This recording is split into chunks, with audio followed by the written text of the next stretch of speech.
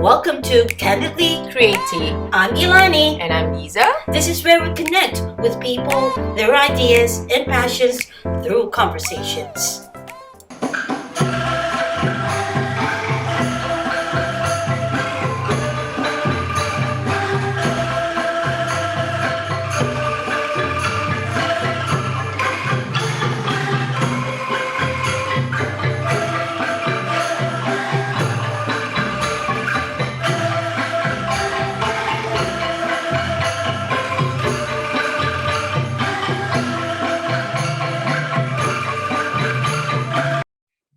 Hi, welcome to yet another edition of Candidly Creative.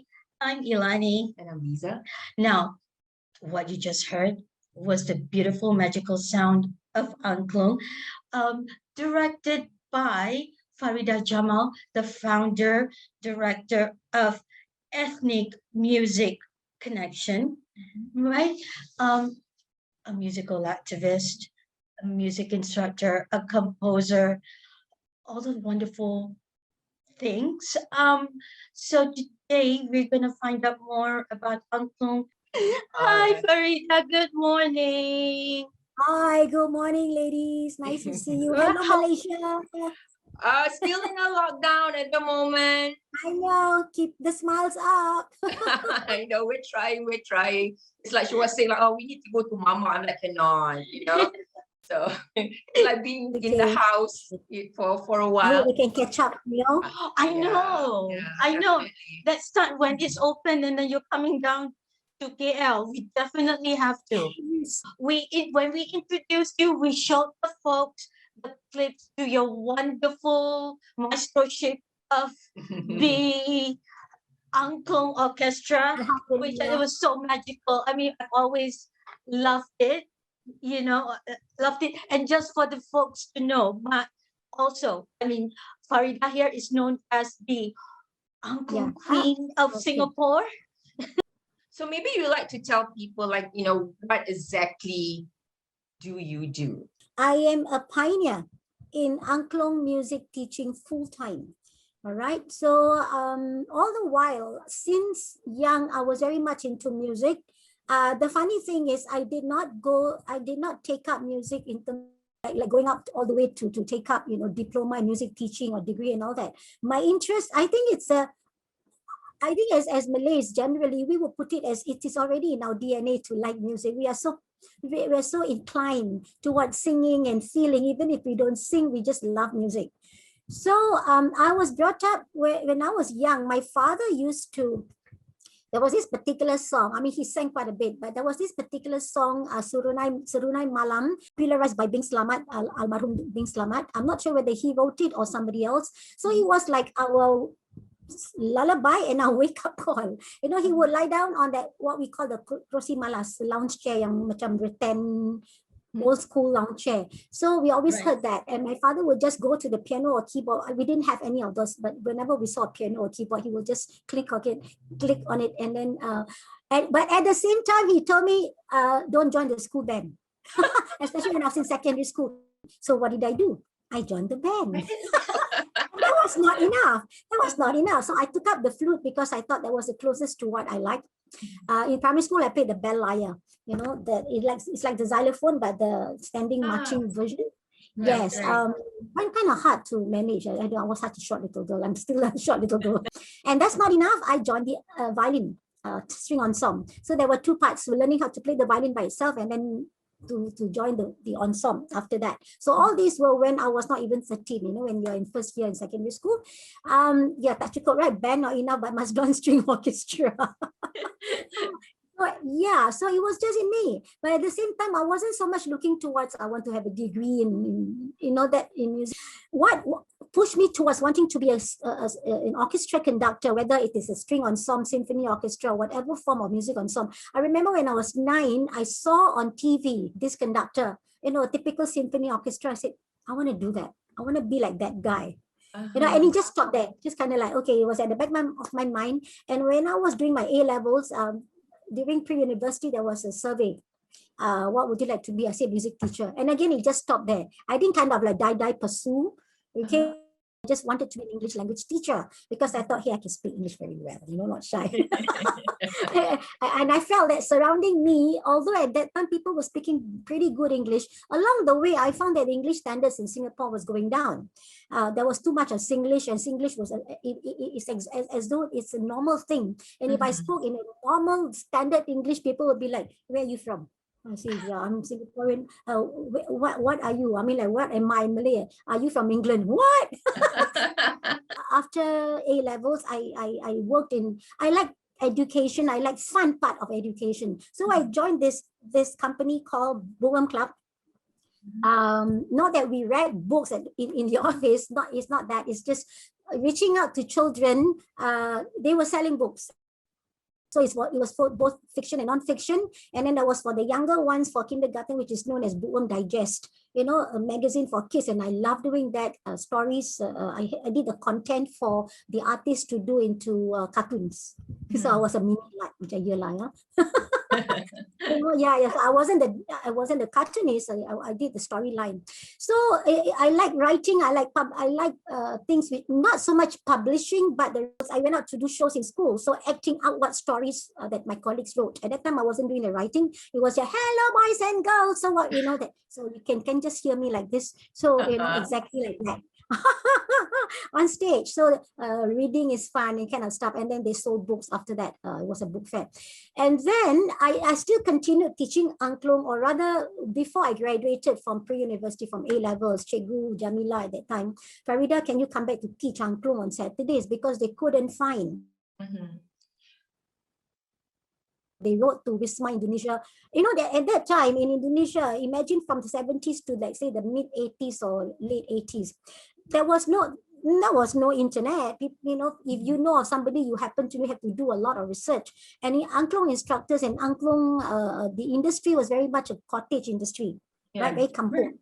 So there was no real connection. And then I don't know, the local Wisma Indonesia did not help us to connect. So in the end, and the one that I learned from Mr. Alex Bishganaden, he was the music specialist, so he couldn't carry on as an instructor. After him came this Cikgu Bahari, who's a Malay lang teacher. So he couldn't also do as a full-timer, So I came back on Saturdays. In the meantime, I was working like at the Bookworm Club for 2 years. And then I decided I wanted to teach. And my brother, who was already a Malaysian, he was the medical doctor in University Pertanian Malaysia, Serdang, right? UPM. He said, come over and do B.Ed TESOL because it was new. I had already applied for MASCOM in ITM, but then that's diploma, right? I wanted to do MASCOM in Penang, in USA. My mother said, no, too far. Penang. So I guess, not UK, baru Penang.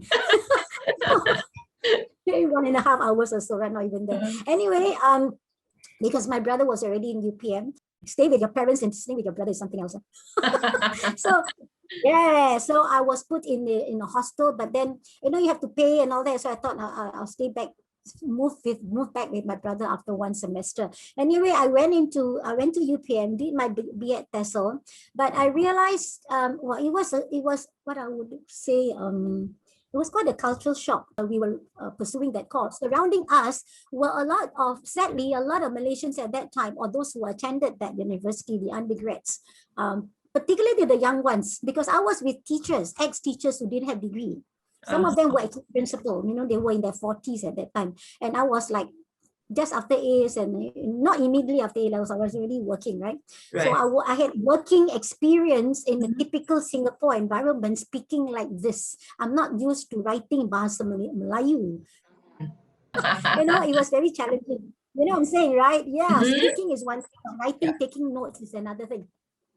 So anyway, I went through that and I felt that a very different culture at that time. I think it's just the freshies, or rather the undergrads, who came from different parts of Malaysia. East Malaysians were more were more open. West Malaysians took a little bit. They saw me as an alien Melayu.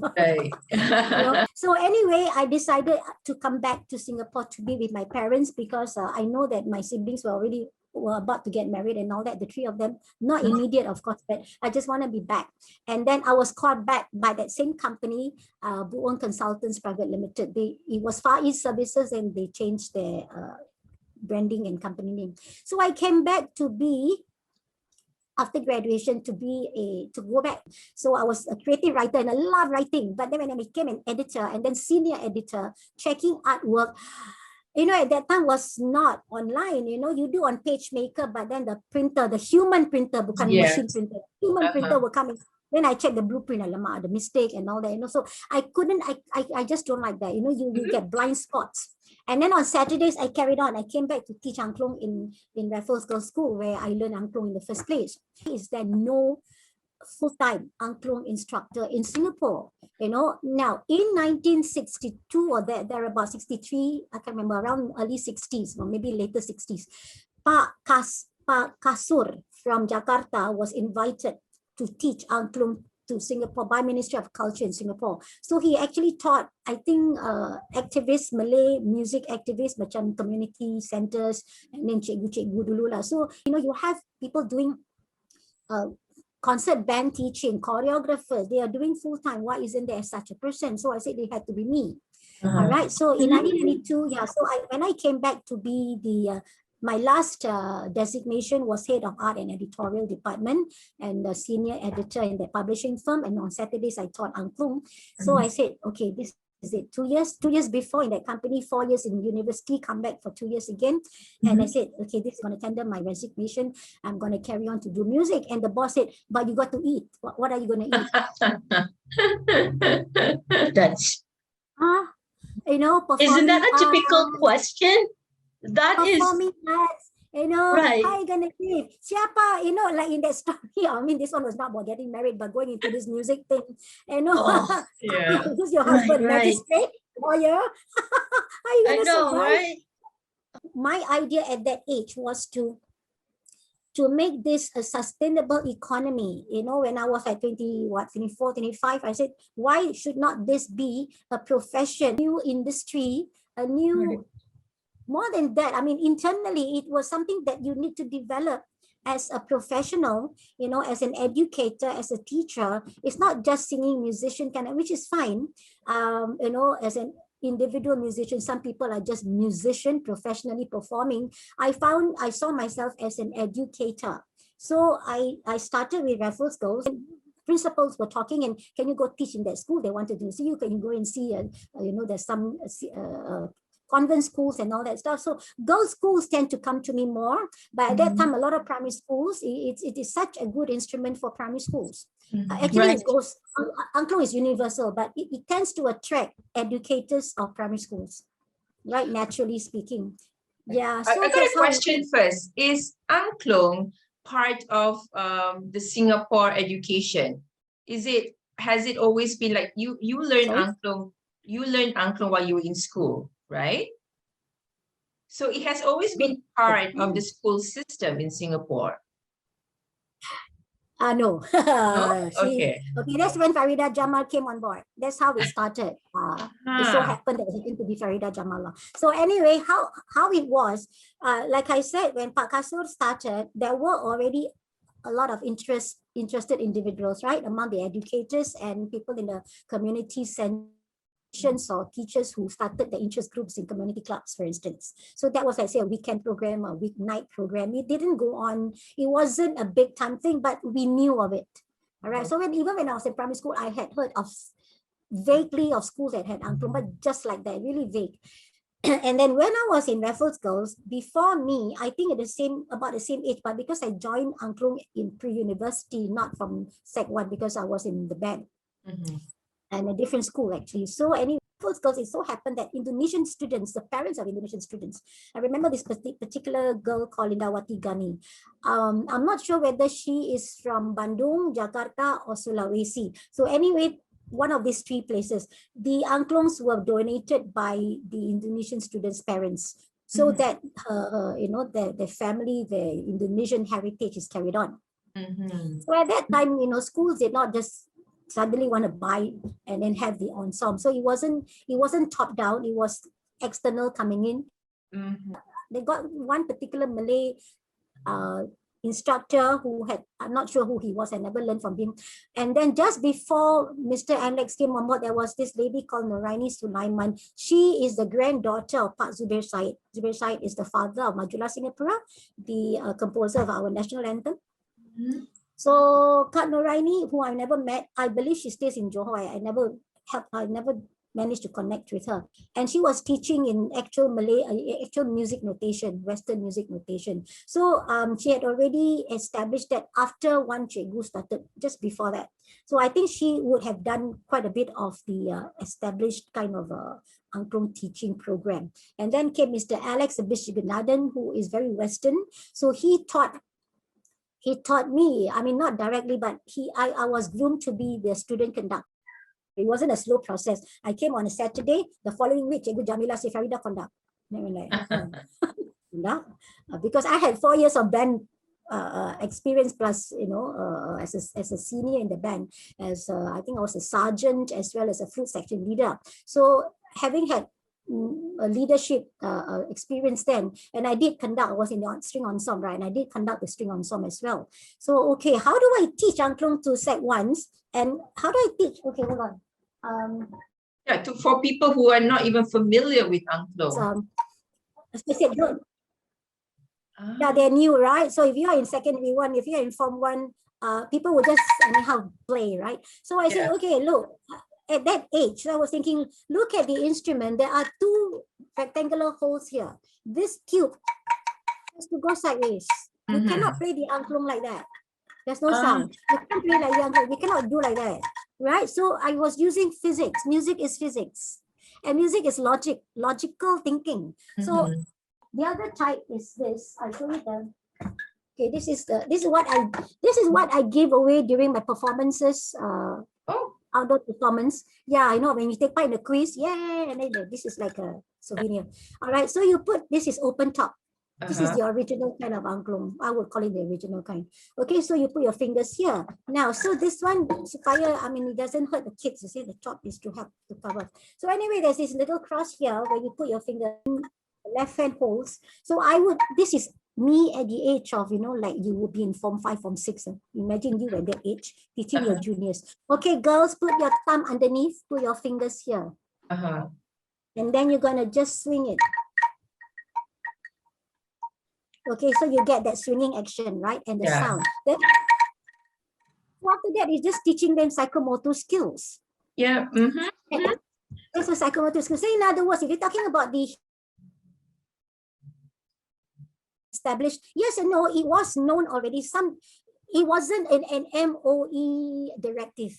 It is up to, if I'm a music teacher, I feel like I want to have Angklung in my school. I want to use it during my music lessons. I want to open a CCA.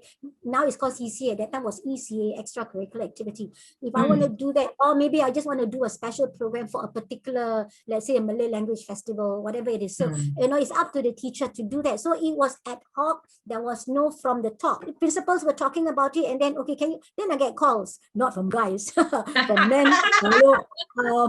Not from guys for like, hello, Miss Faridah, how are you?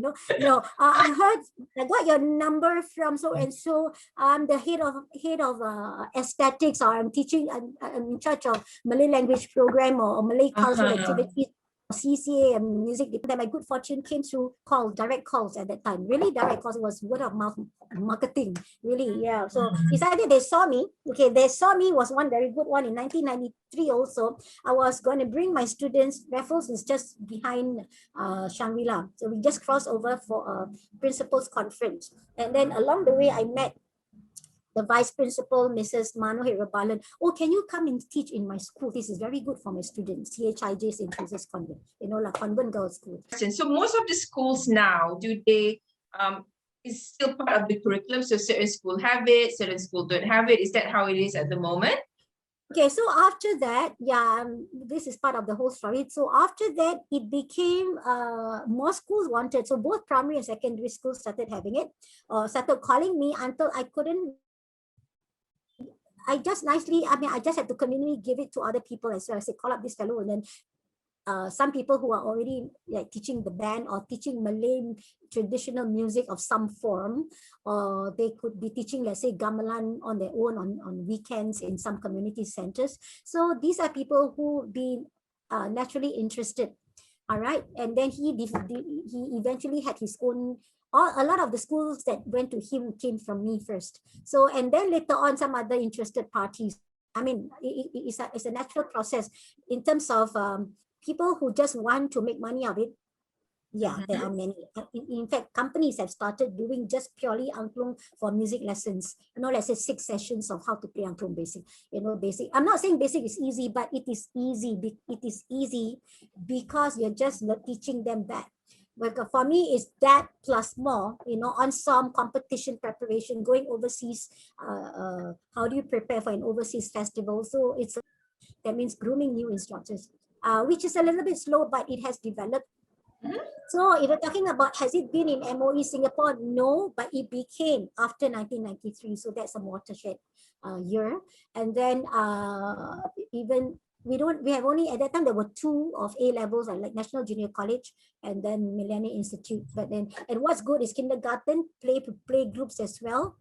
That's more for small sections. And then masjid, kindergarten also, I did it all along the way. It became a tool for corporate team bonding and team building.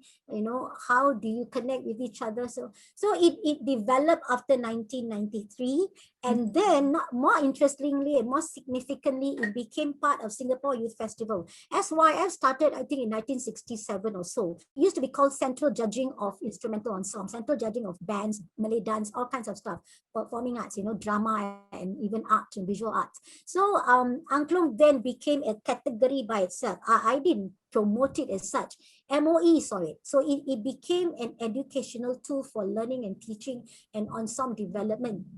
So Alhamdulillah, I mean, it's because of what God has given to one person who decided to do it full time. It doesn't have to be me. It happened to be me, right? So that's how gamelan is another one, which I also introduced. Gamelan instruments, not the full ensemble, the gong pots as part of my angklung performance and competition in 1997, just to add on flavors to my arrangement. Yeah, then that became a category by itself. So angklung, kulintang. Kulintang is just like the marimba, the xylophone made of wood. It comes from Sulawesi, from Manado, North Sulawesi. The angklung is from Bandung. Yeah. In Singapore, adult conductor must take, normally it's an instructor who conducts. In Indonesia, if for secondary schools, it's a student conductor. It's just like, I think, Malaysian symphonic bands, the wind instrument, wind band, I think it's student conductor, which is, both ways are good. You give your student the power and position and platform. All right, so that's how I started. Wow, that's quite a story, a journey. That's quite a journey. So it has become. So how hard is it to play angklung? Yeah, let's talk about angklung as the instrument itself. Okay, correct me if I'm wrong. Can you swing? Okay, where's your right hand? You just swing. If you're right-handed, you just have to swing your right hand. It's from here. Swing it to your right, outwards. Outwards. Out. Right. So you're just talking about swinging action plus a hitting action plus. So is there only one note? Yeah, that's it. I was thinking about the notes, the scale. Basically one. Okay, what do I have? I happen to have a C, A sharp. A sharp. A sharp is B flat. A sharp. This is a B flat on the piano. So this is a black key on the piano. Okay. So one person plays one note for basic. For a basic lesson. Let's say I teach your class, you are Darjah 3. Okay, that's how I teach. I teach P3. So that is music curriculum, angklung in music. I put you in rows of do, re, mi, fa, sol, la, ti, do. So you play according to your rows, according to your notes. So even in an angklung ensemble orchestra, that's how you start. And you will be put aside, like we teach you separately. Normally the senior students will have to do that. So you learn the angklung basics of movement and techniques and all that. Yes, one angklung. And then as you proceed, maybe some students, even after, let's say, 4 to 6 sessions, they can handle 2 angklungs. Otherwise, your life will be quite boring. I just play one angklung. Because imagine if that song, sometimes that song has only, let's say the note B may only appear dua kali, only twice. They're like, teacher, I'm so bored. Can I play another note? Sometimes it's not us, it's the students who will ask. You may be like, sure, I want to play another. Cikgu, can I have 2 more angklung? Some of them end up playing seven. Not common lah. Indonesians, yes, and my Indonesian friend has started doing that also with their student. 2 to 3 angklungs is common, and it also teaches you to be able to manage, mentally. Right, to remember. Be able to play, yeah. The Indonesian version of playing a lot of angklungs, they are even more challenging than the Singapore version. Now, music is written in soprano, alto, tenor, bass. All right, so let me just try this on the piano. SATB. So let's say I have a bass G. Right. Can you hear that G? Okay, this is on the piano. And let's say I have a C as well. I'm holding this angklung. So I'm holding an extreme note. I may be having another note. So I have all these notes. I play, let's say, bass G, middle A. And also I'm reading the musical score, the music score. I have to read all the 4 parts. That's why Indonesians say, anak-anak angklung ini pintar-pintar. See, Pak, in Singapore tu anak-anak angklung tu yang dari enggak pas Girl Guides, enggak pas.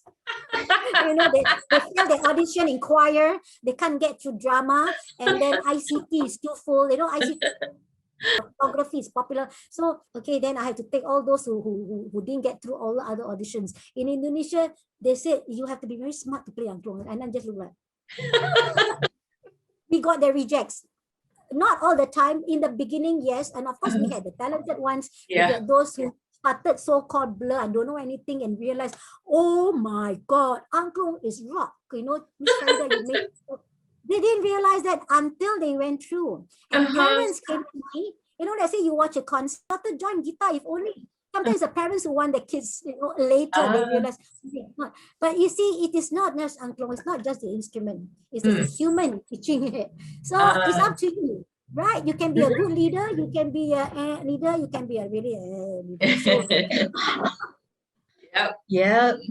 this is you. And then I always tell my students, look here, you girls or you kids are so lucky. You have eyes, you have ears, you are born. The visually impaired are so talented. They play the piano better than many of us. They can't see you. They like, Cikgu, are you fasting? That time it was fasting month. Are you Muslim? They are still fasting. And then they suddenly went to the piano and they played. I was like, huh? So they, yeah, the visually impaired, the audio impaired for me are more challenging to teach because the eye contact is all over the place. But anyway, I was teaching such students. You have cerebral palsy students who have, so I said, even then, they can still perform in their own way. So angklung, especially angklung, reaches out to all kinds. So it's up to the instructor. If you dare call yourself a music instructor and educator, you jolly well do a good job. Because I frankly seen, some performances which are like, alamak, what are you teaching your students? What are you what you write a contract, then you jolly well do a good job, because I've seen a lot of my students have seen, apa ni, what kind of performance is this? You send your students for this kind of, for a competition, and this is what you do. So it is very sad, so it's really up to you, whether you are a computer engineer or whether you're a road sweeper, please do a good job. Yeah, and I find that I'm still learning, especially now we're doing more online classes just in case again, now it's school holidays, and alhamdulillah, I think it will be open to face again when we start. And then we have to learn how to package online teaching. We can't do angklung playing online. It will be lagging like macam orang gila. Yeah. But we can teach technique, I teach theory, I teach different kinds of music teaching. It should be supplementary and complementary. It cannot be the thing. But I'm looking towards, let's say you want to learn angklung online, right? Okay, I teach you. This is a program. You buy a whole set. I can help you connect with enough for you to play at home. So that becomes a new angklung online business. It's pretty smart. Yeah. It's not difficult, because if you're asking, is it difficult to learn? No. To really master, to play alone for a performance, let's say public performance, that takes time and technique, and you have to support yourself with your own pre-recorded music, right? That's one way. So I'm sure you've seen that kind. I've got a good friend who does that as well in Malaysia. We are still, toying with that idea, using a prepared music. Normally we have like small group of people performing pre-COVID days. And then if you're talking about being an accomplished musician or be able to teach an Angklung ensemble, to be a good member of a full Angklung ensemble, that takes time. Definitely. You can start from zero. You can really start from zero. Even in a normal mainstream school, I had one child once who had problem even holding his pen. Like he would hold his pen like that. Oh my, yeah, Yeah. So he was, in terms of psychomotor skills, he was somewhere borderline case. So he held his Angklung like that, and he couldn't read well. He had to memorize songs. He was a little bit lower or slower than his friends who are supposedly what we would call the normal kind of students. What happened was he memorized. He was part of the competition team. So it helps you in so many ways. So if you're talking about, is it easy? Yes. Is it difficult? Yes. What do you want to do? What's your target? What have you seen in terms of transformation? So you can just imagine, as a senior in school, all you wanted was to help your juniors play. Even at that time, although it wasn't written in curriculum, it wasn't in my head, I'm supposed to teach this, but then you could see I was teaching psychomotor skills. I was 18 years old, teaching psychomotor skills. So how do you handle this instrument? How do you hold? Is it here? Is it here? Is it here? Below the belt or below the navel, or is it right here? Or like that, the tangan, like that. To put it simply, use logic. Okay, stand straight or sit up straight, and then we practice just doing that. So it's physical psychomotor skills coming in, and then it is visual. Are you watching? We're talking about a class. Please watch. So watch, listen, watch and listen and watch. WAL be good one, law. This is the law in class. Listen and watch me. At one time I had different kinds of glasses. I had very funny colors. So my friends, my music friends, would say, watch the conductor glasses. So it is concentration, focus, and then you are listening to each other. You use your ears for your friends' music and yours. You use your eyes for your conductor. So because half the time they'll be looking at their friend. If there are 100 players in the Angklung ensemble in the hall on the stage, I say, hello, how many Miss Faridas do you see? How many Angklung conductors do you see? Scary, there's another one there. Yeah, so you keep having to pull them and say, I'm going to wear my crown. The Angklung Queen, you look at the crown, sparkling crown. I seriously have to do that. Wear the tiara and bright and traffic light. Yeah, because it is very challenging for them to watch. You really have to work at it. So it is focus, it is concentration, it is ears, and then you have to speak. You have to recite the song. All right, like do mi mi so so, or do like 1 1 5 5 6 6 5. I teach in numbers as well as singing. Your limbs can move. Your brains must work. All right. So you think with your head, feel with your heart, use your ears, speak when you need to discuss. So the whole works of being a human being, of relating to what's in you. Music is not from external. It can be divided. It can be you can transform it, or you can veer it towards teaching it soulfully, teaching spirituality through music, through Angklung. Right. How dare you not think that you are smart? Sure, I cannot do this. Like say I teach other instruments beside, but I don't know how to play the gendang. What am I here for? Your seniors are here. Sometimes you just want to test them and you audition them for different instruments. So it is about trusting yourself, believing in yourself, believing that you have given whatever your religious belief, or even if you don't have any. I mean, the fact that you are given this capability and the body to work, it is first and foremost physical ability. It's a toy. If you will think of it as a fun thing, then it's fun. Macam gendang, you just play the kompang for fun. Then you teach them, okay, this is how you play. Sometimes you have to do that. Some kids will just bang, bang, bang. I say, you want to learn? Yes, okay, this is how you do. Some kids who do not want to try, then you have, there are many ways of doing it now, different methodologies of teaching or pedagogy. So yeah, physical. Then the ears, listen to this. Do you like it? Why? Do you not like it? Why? This kind of their own assessors, that they analyze their own playing, they analyze their friends playing. So it is the ability to be sensitive to music. Yeah. Not only And sensitive to, I'm sorry, I don't mean to interrupt you. I mean, it just Sorry? gives them a sense. I mean, to me, music has always been giving you, the students, the child, a sense of safety, confidence. You know what I mean? Because, like you said, when you learn to listen to yourself and others around you, it just brings a whole Correct. sense Correct. of Yeah. safety and esteem and confidence in your own ability. Correct.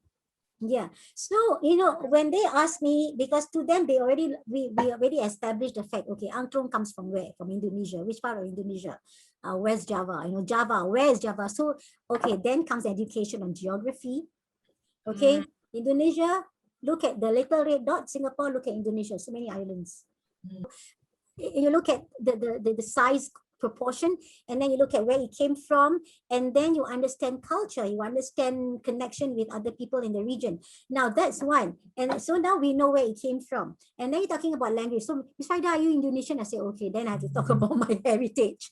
All right, so yes, I am through my my grandfather. My father was born in Singapore. My mom's born in Indonesia, but they are related. So, so that's where, why are you interested in Angklung? So it's just,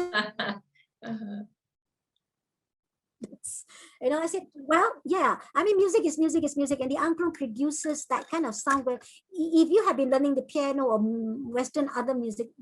other Western musical instruments, the Angklung suddenly brings you down back to something so earthy, so basic, and then you learn to respect. This is bamboo. It came from the earth. And then some amazing people decided to develop it as a musical instrument, because when they put it out there to scare, as a scarecrow kind of thing, right? That's how we started to make music, like, the Balinese bamboo chimes, right? So it's the same concept. So from there, it became an instrument. And then if you want to talk about how it really started in the 7th century, during the Hindu dynasty, they use it as puja for the Devi Sri before or during the harvest, because there was a bad harvest, they couldn't get good, and then they thought, it's just like we praying to God, to Allah. So the same thing. I mean, their version was Hindu version of praying to deity. So it seems that the paddy grew with music. Imagine that. Can you, for those of us who are Muslims, who were before we were born, those of us who are lucky when our mothers were reading the Quran or reading something, or even speaking nice things, instead of listening to noise when you were still in the womb. So music has got that kind of power, that energy, that push, that influence. So the paddy actually grew better with music. Ding dang, even if it's just sound, not music. Can you imagine? I tell my students, this is a 7th century instrument, and we are still playing it in 21st century. How long ago was that? Then they start counting. Sure, 1,400. It was the same time as Prophet Muhammad's time, as in the growth of Islam, except that, it was during that period. So it's so interesting to make connections like that. Then these are 9-year-olds I'm teaching in class. On some will be different. On some is more musicality and showmanship. Creative compo, you're not creating music like Beethoven. You are just making this. Okay, you write your rhythm. Now another person, okay, then you play along with. You put them together, so one girl is playing this rhythm, one girl is playing. So you get a creative composition coming out. That's where you're talking about being safe. And then those who are without the confidence or scared, they learn to do that. Those who are extra smart. So I say, okay, you got to listen to your friend. You are leading, can you listen to your friend? So you're teaching so many levels of educational values there. Right? Being sensitive, being safe, and then, sure, I can do this. Oh, this sounds like the sound of an elephant. Okay, whatever it is. Then you draw, and then you make the sound, and then you act it out. It is a full educational program. It's up to us, in our hands, and using our brains and our heart. Anybody who knows me right now knows that I could not agree with you more. The most important thing that I've been telling my students, even when I started in this life, this new career, don't take music as something that you have to come to class for. Even if there's something wrong with your listening skills or your eyes, or you can't see very well, or your brain wiring is something else, it is nothing impossible. Even a dog listens. Even animals are very sensitive. My sister's cat, when when we brought her into my house, and I was singing, and the cat was like, what are you doing? So yeah, like, and I was dancing and singing on my own, and she was sendiri, then in other words, they're sensitive. So what I'm saying is, animals are sensitive. So imagine for us. So yes, sensitivity, yes, safety, yes, use what you have. A lot of students, especially in Singapore, take music as, I go to piano class, I learn, I take exams. That's not music. That's part of music education, so you need to bring out a lot more. So when I shared with them, my father was not a musician as that, but it was a natural musician. He sang. So I learned. So I've had that. For any musicians before, it has become a part of their DNA. It will be a natural thing. Take what's natural from you, and then we put it down. Okay, your notation is like this. So the education, the formative kind of education of music will come later, rather than I teach you how to write notes. This is music, grade 1, grade 2. I find that it's very fixed and fake, and that's what pushed a lot of students away from piano lessons, which is a pity, right? It's all the tests, it stresses you out rather enjoying the whole process. Like piano, when you take tests, it stresses you out. I mean, I didn't even finish. I took some organ lessons, right? But I would cry. Yeah, I would cry. I would, ask my mom to tell the teacher, like, not to marah-marah, because it's so stressful for a child to go and not enjoy the process.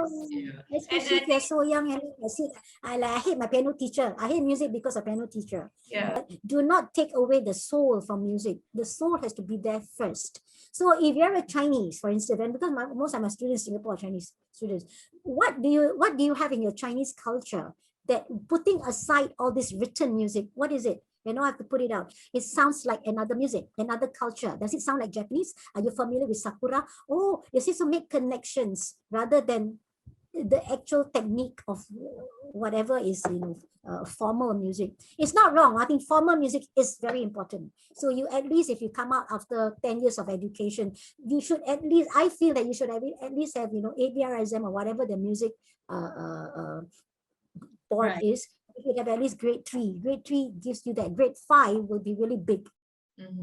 Right. I think it is important, like you mentioned, it's just having the music is like to express themselves. It has it's such a good way. Any kids, any age, sometimes it's hard, like, we don't, and I think even now with technology as well, right, the communication skills are slightly lacking, with everybody texting. So it's like, it's good to like express themselves in whatever way. I mean, that's the most simplest way to do it. Yeah. Correct. Yeah, true. I'm still learning how to. I haven't gone, far in using technology to teach or to reach out to people. But I do have young friends who I can connect with who are very good. Like, people use TikTok to teach music or to be what to do. They are. I've got a former student who's a doctor in a hospital. How she moves from, from one uniform, from home, a mother to, so, and this is what I use for my work in the hospital. So that kind of, I think that kind of technology, that kind of platform is good. It's high time, somebody who's gone through old school teaching and learning, people like me, not that young, but definitely not ancient. I wouldn't say I'm a dinosaur in this, but because of the people I mix with, I've got business friends who are much younger. I've got former students, people of different ages. They can teach you a lot of things, just like we can share with them. So I think with the pandemic, it should not just make us upset. It should make us think beyond, literally go global and then go deep. Go individual. What do I do about myself, for myself? I'm still telling myself that, but the thing is, but at least the mind is open to do things differently, to add on and to reach out, so that there is a problem when students come back again, they are still in that year, it's very challenging for teachers. So you see, how do we manage them when we do meet them physical, face to face, and how do we manage online meetings and webinars? We are reaching out. There are people doing this. So it's good to have whatever you're doing right now. Is really, really laudable, and I hope the next time we can do a little forum. That'd be great. Yeah. This is not going to be the end. This is so many things to talk about. It's been really, really great. Oh my, it's like, I can't imagine. So we've been talking like an hour. That's like crazy. And it's just the Yeah, beginning. yeah, we could go on.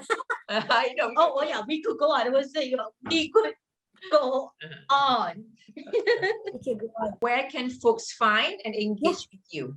It's probably Instagram. It's a good Okay, platform for people to I am find not more as about you. active. I'm not as active.